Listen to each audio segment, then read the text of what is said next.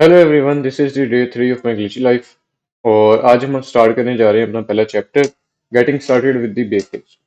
Day 2 के part 1, 2, 3 में हमने प्रैक्टिकल स्टफ के लिए करने के लिए इन्वायरमेंट सेट किया था, जिसके अंदर हमने विंडोज के सब सिस्टम को भी देखा था, डाउनलोड इंस्टॉल किया था, सेटअप किया था, लिनक्स चलाया था उसके अंदर, सेटअप ही किया था, अभी कमांड्स वगैरह नहीं चलाई थी। और वर्चुअल मशीन डाउनलोड इंस्टॉल की और उसके अंदर लिनक्स डाउनलोड और इंस्टॉल किया। ठीक है, वो सारा सेटअप कर लिया था। अब हम इसको प्रैक्टिकल स्टफ स्टार्ट करने जा रहे हैं, सीखने जा रहे हैं। तो ये पहला चैप्टर है, इसके थोड़े से कंटेंट्स एक नज़र देख लेते हैं। इसके कंटेंट्स देखने के बाद सीधा हम चैप्टर के टॉपिक्स पे जो हैं वो जंप करेंगे। तो इसके कंटेंट्स को एक दफा मैंने देख लिया। इसके अंदर सबसे पहले क्या कहते हैं, हमारे पास कुछ कॉन्सेप्ट्स होंगे इंट्रोडक्शन के। ठीक है, फिर उसके बाद काली लिनक्स का हम जो है वो थोड़ा सा एक टूर होगा, जिसके अंदर हमें चीज़ों का पता चलेगा कि क्या क्या इसके अंदर है, थोड़ा सा टूर होगा। उसके बाद बेसिक कुछ कमांड्स हम देखेंगे। फिर उसके बाद स्टफ को कैसे फाइंड करना है, आपने कोई फाइल कैसे फाइंड करनी है वो देखेंगे। फिर उसके बाद फाइल्स को मॉडिफाई कैसे करना है, डायरेक्टरीज को मॉडिफाई कैसे करना है वो देखेंगे। फिर उसके बाद हमारे पास एक्सरसाइजेज हैं कुछ, वो हम करेंगे। ठीक है, तो सीधा हम चैप्टर के जो है पहले टॉपिक पे जंप करते हैं और देखते हैं कि टॉपिक में क्या है। तो ये हमारा पहला चैप्टर है। ठीक है, getting started with the basics. इसके पहले टॉपिक को, पहला जो कॉन्सेप्ट है, इसको रीड कर लेते हैं। ये कुछ टर्म्स है जिसको रीड करना, हम जिन्हें रीड करना हमारे लिए बड़ा जरूरी है। तो ये मैं इसे रीड करके फिर बताता हूँ, इसको थोड़ा सा एक्सप्लेन करते हैं, उसकी समरी एक्सप्लेन करता हूँ। तो सारा कुछ रीड कर लिया मैंने, इसको आप स्किप कर दो, इसमें इतना कुछ नहीं बताया हुआ। जो हमारे कॉन्सेप्ट्स हैं ना, इंट्रोडक्टरी जो हमारे कॉन्सेप्ट्स हैं, जो थोड़ा बहुत हमें पता होना चाहिए शुरू करने से पहले, सारा प्रैक्टिकल स्टफ शुरू करने से पहले। पहला कॉन्सेप्ट है बाइनरीज का। अब ये बाइनरीज क्या होती हैं? ये वो फाइल्स होती हैं जिन्होंने एग्जीक्यूट होना होता है। जो कई दफा आपने अगर विंडोज यूज किया है, अगर आप थोड़ा बहुत तो विंडोज यूज की होगी ना, विंडोज ऑपरेटिंग सिस्टम यूज किया है, कई फाइल्स आपने देखे होंगे जो बिन फाइल्स होती हैं। ठीक है, वो बाइनरीज फाइल होती हैं। ठीक है, बाइनरीज से बिन फाइल, बिन लफ्ज निकला है। ठीक है, वर्ड है। तो ये बाइनरीज फाइल एग्जीक्यूटेबल फाइल्स होती हैं। और ये कहाँ, डायरेक्टरीज के अंदर होती हैं। ठीक है, उसने ये डायरेक्टरीज भी बता दी हैं, आप खुद भी एक बार सारा रीड कर लेना। तो आप रीड करोगे तो मेरी बातें समझ आएगी, मेरी बातें वैसे समझ नहीं आएंगी आपको। तो ये डायरेक्टरीज हैं। ठीक है, USR slash pin, USR slash S pin, इस तरह की डायरेक्टरीज बनी होती हैं, इसमें ये बाइनरीज फाइल्स होती हैं। ठीक है, और कौन कौन सी यूटिलिटीज इनके अंदर होती हैं, ये सारी आपने पढ़ लेनी है यहाँ से। ये बाद में हम कॉन्सेप्ट्स आगे जाके पढ़ लेंगे, अभी हमने सिर्फ ये देखना है बाइनरीज क्या है। बाइनरीज एग्जीक्यूटेबल फाइल्स होती हैं। ठीक है, ये टर्म रेफर करती है उन फाइल्स को जो एग्जीक्यूटेबल है, जो एग्जीक्यूट होनी होती है, चलना होता है जिन्होंने। ठीक है, दूसरा कॉन्सेप्ट कॉन्सेप्ट हमारे पास केस सेंसिटिविटी का है। ठीक है, अब जो केस सेंसिटिविटी का कॉन्सेप्ट है ना, ये कंप्यूटर के अंदर बहुत ज्यादा है, लैंग्वेजेस के अंदर बहुत ज्यादा है। इसी तरह विंडोज के अंदर विंडोज एक केस सेंसिटिव चीज नहीं है। केस सेंसिटिव से मुराद ये है कि वर्ड कैपिटल है, स्मॉल है, विंडोज को फर्क नहीं पड़ता। आपने किसी भी डायरेक्टरी में जाना है, आप बड़ा बी करके लिखोगे तो वो बिन फोल्डर में चला जाएगा। ठीक है, उसको छोटा बी करके लिखोगे फिर भी वो बिन फोल्डर में चला जाएगा। लेकिन लिनक्स ऐसे नहीं है। लिनक्स में उसने बताया कि अगर आपने कैपिटल डी लिखा है डेस्कटॉप के लिए, तो वो डिफरेंट है स्मॉल डी से, डेस्कटॉप से ना, स्मॉल डेस्क जो ये लेटर से लिखा गया है, इससे। तो विंडोज मोस्टली जो पीपल हैं, जब विंडोज से लिनक्स पे शिफ्ट होते हैं, तो वो काफी इरिटेटिंग होता है उनके लिए, क्योंकि वो एक्सेस करना चाह रहे होते हैं ये कैपिटल लेटर वाले वर्ड फोल्डर को, डायरेक्टरी को। ठीक है, लेकिन वो लिख स्मॉल लेटर वाला देते हैं, तो इससे वो उसको एक्सेस नहीं कर पाते, जिसकी वजह से ये एरर आ जाता है लिनक्स के अंदर, फाइल और डायरेक्टरी नॉट फाउंड का। ठीक है, तो दूसरा कॉन्सेप्ट क्या है, केस सेंसिटिविटी का, कि लिनक्स एक केस सेंसिटिव ऑपरेटिंग सिस्टम। ठीक है, डायरेक्टरी क्या है? डायरेक्टरी का सबको पता है, ऑपरेटिंग सिस्टम्स के अंदर फोल्डर्स बने होते हैं। फोल्डर्स वो डायरेक्टरीज हैं। ठीक है, एक हेरारिकल मैनर के अंदर फाइल्स को ऑर्गेनाइज किया जाता है। ठीक है, जैसे आपने एक फोल्डर नेम बनाया ग्लिची लाइफ के नाम से, उसके अंदर एक और फोल्डर है माई ग्लिची लाइफ का। तो वो डायरेक्टरी क्या है, glitchy life goes to my glitchy life. ठीक है, आप उसे ओपन करेंगे तो वो फिर आगे क्या ओपन करके देगा आपको, माई ग्लिची लाइफ का। तो ये एक डायरेक्टरी बन जाएगी। ठीक है, होम, होम एक डायरेक्टरी है, फोल्डर को भी आप एक डायरेक्टरी कह सकते हो। होम एक डायरेक्टरी है, हर यूजर के अपना एक होम होता है। ठीक है, आपने एक यूजर बनाया है, उसका अपना एक सेपरेट होम होगा, वो एक फाइल होगी, उसके अंदर सारे जो है ना, वो आपका सारा डाटा होगा, सारी फाइल्स होंगी।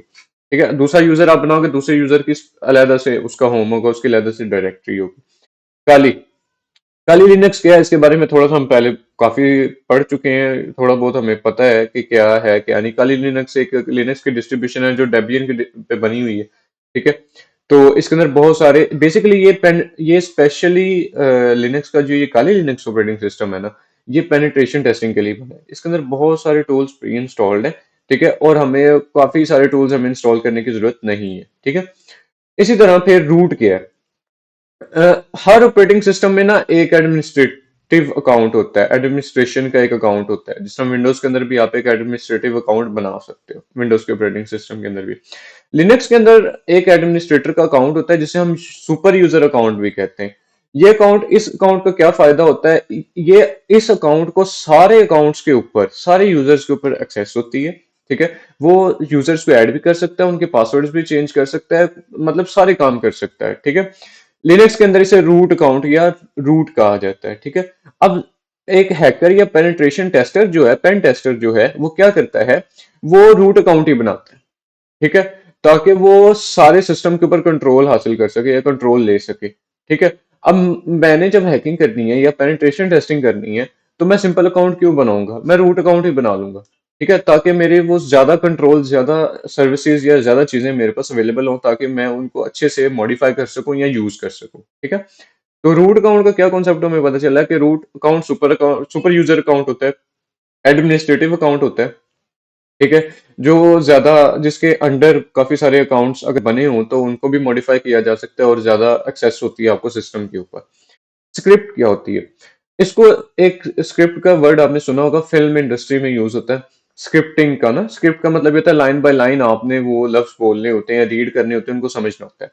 तो स्क्रिप्ट एक कंप्यूटर की लैंग्वेज में भी वो एक पेपर ही है जिसके ऊपर आपने लाइंस लिखी हुई हैं, कमांड्स लिखी हुई हैं, वो एक इंटरप्रेटिव मैनर में जो है वो रन होती है। इंटरप्रेट होता है कि लाइन बाय लाइन चलना। तो आपने कमांड्स लिखी हुई हैं, वो लाइन बाय लाइन चलती हैं, तो उसे आप स्क्रिप्ट कहते हो। इंटरप्रेटिव इन्वायरमेंट का मतलब ये है कि वो जो इंटरप्रेटर क्या काम करता है, एक सॉफ्टवेयर होता है या एक आईडी कह लें, कंपाइलर, आईडी बोल गया, कंपाइलर इंटरप्रेटर जो होता है वो लाइन बाय लाइन चलता है। जो आपका दूसरा कंपाइलर है, वो सारा लाइन बाय लाइन नहीं एग्जीक्यूट नहीं होता, वो सारे को एक दफा रीड करके चेक करके फिर चलता है। इंटरप्रेटर में ये होता है कि लाइन बाय लाइन कहीं पे एरर आना है, उसने वहां पे रुक जाना है। तो इंटरप्रेटिव एनवायरनमेंट के अंदर स्क्रिप्ट चलती है, लाइन बाय लाइन कमांड्स चलती हैं। ठीक है, जो हैकिंग के ज्यादातर टूल्स होते हैं वो स्क्रिप्टिंग पे बने होते हैं। ठीक है, तो इसने ये कहा है कि स्क्रिप्ट्स बैश इंटरप्रेटर को यूज करते हुए भी चल जाता है। ठीक है, और दूसरे भी बहुत सारे इंटरप्रेटर्स हैं, पाइथन का इंटरप्रेटर है, पर्ल का है, रूबी का है, इन इंटरप्रेटर्स को यूज करते हुए भी चल जाएगा। ठीक है, चल जाएगी स्क्रिप्ट जो है। हैकिंग के अंदर स्क्रिप्ट हम क्यों यूज करते हैं, देखो हैकिंग के अंदर हमने जो है ना, या पेनिट्रेशन टेस्टिंग के अंदर उसे लाइन बाय लाइन कमांड देनी होती है, पहले तुमने ये काम करना है, ये काम करना है, ये काम करना है, जो भी हमने टूल बनाया है। ठीक है, हैकिंग का कोई भी टूल बनाया है उसको स्क्रिप्ट देनी पड़ती है कि ये काम करेगा। ठीक है, तो ये कॉन्सेप्ट की भी हमें समझ आ गई है। शेल क्या है, शेल एक एनवायरनमेंट है कमांड्स को रन करने के लिए। ठीक है, एनवायरनमेंट और एक इंटरप्रेटर है जिसके अंदर, मतलब बैश को अगर हम यूज करें ना, वो शेल के अंदर यूज होगा। ठीक है, तो बैश का पूरा नाम जो है Bourne again shell, Bourne again या बॉर्न अगेन शेल, इसका पूरा नाम है। इसके अलावा सी शेल भी है, जी शेल भी होता है, पॉपुलर शेल्स हैं। ठीक है, दोबारा बता रहा हूँ, शेल एक इन्वायरमेंट और एक इंटरप्रेटर है जिसके अंदर हम कमांड्स रन कर सकते हैं, स्क्रिप्ट्स रन कर सकते हैं। ठीक है, बैश को यूज करते हुए, बैश इंटरप्रेटर को यूज करते हुए। लेकिन इस बुक में उसने कहा कि वो बैश शेल को यूज करेगा। फिर टर्मिनल क्या है, टर्मिनल एक सिर्फ इंटरफेस है। ठीक है, टर्मिनल एक इंटरफेस है, कमांड लाइन इंटरफेस है जिसके अंदर आप कमांड लिखते हो। ठीक है, वो इंटरफेस है, वो सिर्फ आपको शो करवाता है कि ये आपने कमांड लिखी है, ये रन हो रही है। ओके, तो ये कॉन्सेप्ट्स हमने देख लिए। Binaries, case sensitivity, directory, home, Kali, root, script, shell, terminal, इनको रीड करोगे समझ आ जाएगी। मैंने भी रीड किया, सिंपल है। जो कॉन्सेप्ट नहीं समझ आ रहा, जैसे कि हमने पिछली वीडियोस में देखा है, आहिस्ता आहिस्ता हम बहुत आगे आ गए हैं। हमने सब कुछ देख लिया है कि इन्वायरमेंट कैसे सेटअप करना है। ठीक है, अब जो मेजर कॉन्सेप्ट्स थे जो हम पीछे छोड़ के आए हैं, वो आहिस्ता आहिस्ता कवर हो रहे हैं हमारे। तो ये भी आहिस्ता आहिस्ता हमारे कवर हो जाएंगे जो हम चीजें इसके अंदर से छोड़ रहे हैं। मेन अभी हमारा एम ये है कि इनको समझना है कि ये क्या है, इन ये लफ्ज क्या है। मेन थोड़ी थोड़ी चीज इनको समझनी है, समझ के अपने ज़हन में बिठा लेनी, वो ये हमने समझ लिया है। आगे ये काली लिनक्स का टूर देखते हैं कि ये क्या है। ठीक है, अगर ये WSL को यूज कर रहा है तो मैं WSL यूज करूंगा। अगर ये इस बुक में वर्चुअल मशीन यूज हो रही है तो मैं वर्चुअल मशीन यूज करूंगा। ठीक है, तो मैं ये पढ़ लूँ, सारा पढ़ के देखता हूँ कि ये टूर किस चीज का दे रहा है, WSL में दे रहा है या वर्चुअल मशीन में दे रहा है। तो अभी कुछ थोड़ा बहुत मैंने रीड किया है। तो इसके अंदर हम जो है ना यूज करेंगे वर्चुअल बॉक्स वाले अपने ऑपरेटिंग सिस्टम को। ठीक है, फुल फ्लैज जो हमारा ऑपरेटिंग सिस्टम है उसे हम यूज करेंगे। ठीक है, ओरेकल का वर्चुअल बॉक्स है, इसे हम ओपन करते हैं। वर्चुअल बॉक्स हमने इसलिए इंस्टॉल किया था, वर्चुअल मशीन इसलिए इंस्टॉल की थी ताकि हमें पूरा full fledge operating system use करें। वर्चुअल मशीन एक सेपरेट मशीन की तरह ही वर्क करती है। तो हमने ये देखना है कि हम इसको स्टार्ट करते हैं तो ये हमारा स्टार्ट हो जाएगा सिस्टम।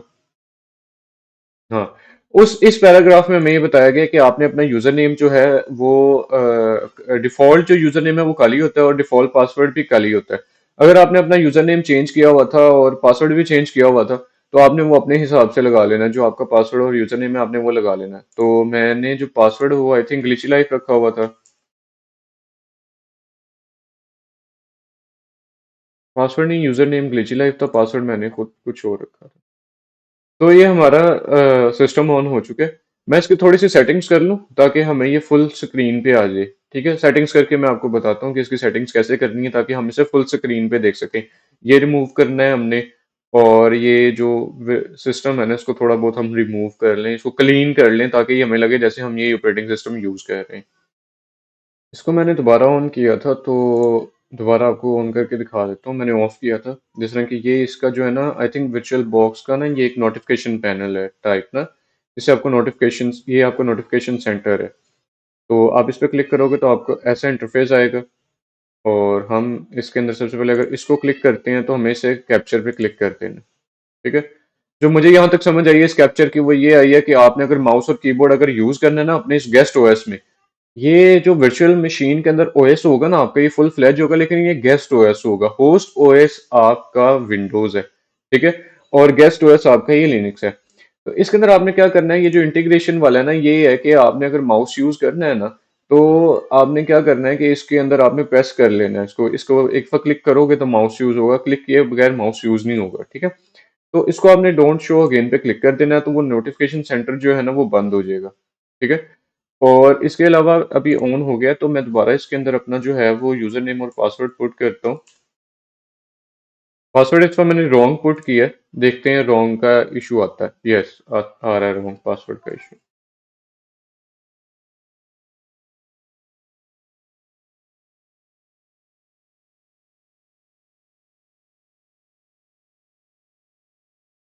वो पहले मैंने यूजर नेम गलत लिखा हुआ था, यूजर नेम की वजह से वो पासवर्ड का कह रहा था। तो अब ये हमारा ऑन हो गया, इसको थोड़ा सा मैं और क्लीन कर लूँ फिर आपको बताता हूँ। सबसे पहले ना मैंने इसको थोड़ा सा क्लीन करना था तो सबसे पहले ये मैंने सर्च किया है कि मेरे जहन में एक बात आ रही थी कि होस्ट की क्या है। मैंने जेमिनाई से पूछा, जेमिनाई ने ना बताया कि मैंने उससे पूछा कि ये मैं फुल स्क्रीन पे इसको लेके जाना चाहता हूँ तो उसने कहा कि आपके जो होस्ट की है ना वो राइट कंट्रोल है।